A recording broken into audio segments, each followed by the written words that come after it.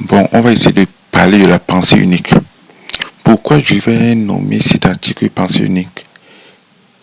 Tout simplement parce que je pense que dans mon éducation, dans ma manière de voir les choses, dans ma manière de concevoir le monde, dans mon éducation, on m'a toujours appris, on m'a toujours fait comprendre que même de la part d'un enfant qui vient de naître, je peux apprendre quelque chose. Je peux apprendre quelque chose de sa naïveté. Je peux apprendre quelque chose de son incrédulité. Je peux apprendre quelque chose de sa capacité à s'épanouir.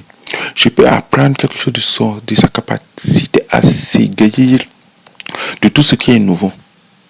Nous vivons de plus en plus dans une société où tout est codifié. Nous vivons de plus en plus dans une société où chaque énergumène, chaque petit tintin, chaque petit avorton, c'est le mot que je cherchais, pense détenir la vérité. Mais je peux émettre une idée. Cette idée peut ne pas être épousée par tout le monde. Cette idée peut ne pas être comprise par tout le monde. Cette idée peut ne pas être validée par tout le monde. Mais c'est pas grave. C'est juste une idée personnelle. Ça ne veut pas non plus dire que j'ai raison et envers et contre tout le monde. Ça ne veut pas non plus dire que les autres ont tort. Les gens peuvent ne pas être pour. Les gens peuvent avoir des idées contre. Les gens peuvent nous opposer leurs contradictions. Les gens peuvent nous opposer leurs arguments. Mais si le seul argument qu'on peut leur retourner, c'est de leur dire que tu n'as rien à dire puisque tu n'as pas de vue. Tu n'as rien à dire puisque tu n'as pas d'abonnés. Tu n'as rien à dire parce que personne ne te connaît. C'est comme si on validait une idée en fonction du nombre de vues. C'est comme si on validait une pensée en fonction du nombre d'abonnés. C'est comme si on validait une pensée en fonction de la notoriété.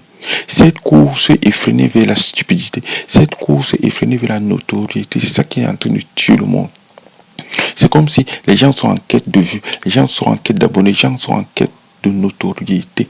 Mais à partir du moment où tu sais qui tu es, à partir du moment où tu as des valeurs, à partir du moment où tu as des convictions, à partir du moment où tu as des principes, tu n'as pas besoin d'avoir des abonnés, tu n'as pas besoin d'avoir des dizaines de milliers d'abonnés, tu n'as pas besoin d'avoir des dizaines de milliers de vues.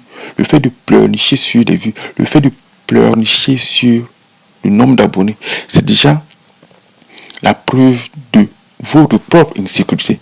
Mais le problème, c'est que vous ne vous rendez même pas compte, vous ne vous rendez pas compte de ce côté insécure.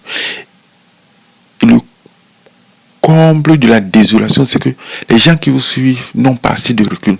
Je préfère avoir un abonné qui a pas mal de recul, qui réfléchit par lui-même, qui a un esprit critique, qui peut émettre des critiques, qui peut me dire là je ne suis pas d'accord. Parce que c'est dans la contradiction que peut émerger l'intelligence. C'est dans la contradiction que peut émerger l'amélioration continue. C'est dans la contradiction qu'on peut perpétuellement se sublimer. À partir du moment où on ne peut plus se sublimer, à partir du moment où on ne peut plus s'égayer, à partir du moment où on ne peut plus s'émouvoir, à partir du moment où il n'y a plus de contraintes, à partir du moment où tout est acquis, alors c'est la porte ouverte vers la bêtise, la porte ouverte vers l'affaissement, c'est la porte ouverte vers l'échec. À un moment, on a besoin d'accepter que les gens puissent nous opposer leurs idées, qu'on partage ou pas. Mais c'est quand même le principe de la liberté. Laisse la possibilité d'un chacun de te dire le fond de sa pensée. Laisse la possibilité d'un chacun de te dire qu'il n'est pas d'accord. Mais si on a besoin de l'approbation des gens, si on a besoin de l'approbation des autres, alors la société va mal. Alors peut-être même que la société va plus mal que je ne l'aurais imaginé. Moi, je n'ai pas besoin que les gens viennent pour valider ce que je dis. On peut ne pas être d'accord. Il y a des gens avec qui je ne suis pas d'accord. Mais même sans être d'accord, on se respecte. Même sans être d'accord, on essaie d'avancer nos arguments respectifs. Et après toute la fin de la discussion, on peut ne pas avoir les mêmes arguments. Mais ça ne change rien parce que au cours d'une discussion, j'aurais le sentiment, j'aurais l'impression d'avoir appris quelque chose de nouveau. Au cours d'une discussion, j'aurais l'impression que je me suis enrichi. Au cours d'une discussion, j'aurais l'impression que je me suis sublimé. Au cours d'une discussion, j'aurais l'impression d'avoir appris quelque chose de nouveau.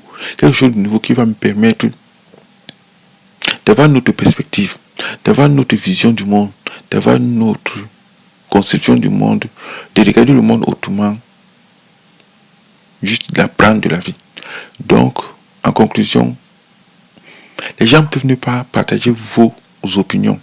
Les gens peuvent ne pas partager votre pensée.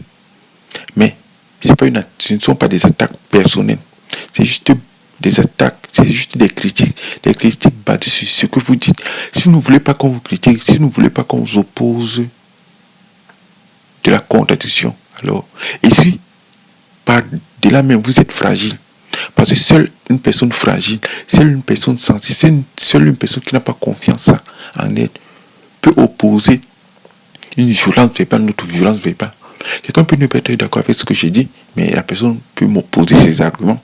Ces arguments sont recevables. Qu'on soit d'accord ou pas, de ma part, il n'y aura ni violence verbale, ni violence physique. Simplement parce que j'estime quand même moi, je peux avoir tort. J'estime quand même moi, je peux ne pas voir les problèmes dans le cadre systémique, ni dans le cadre plus global. Je peux avoir une perspective personnelle. Et ça, je ne le conteste pas, je l'assume.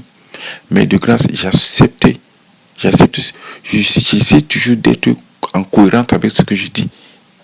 Et j'assume ce que je dis.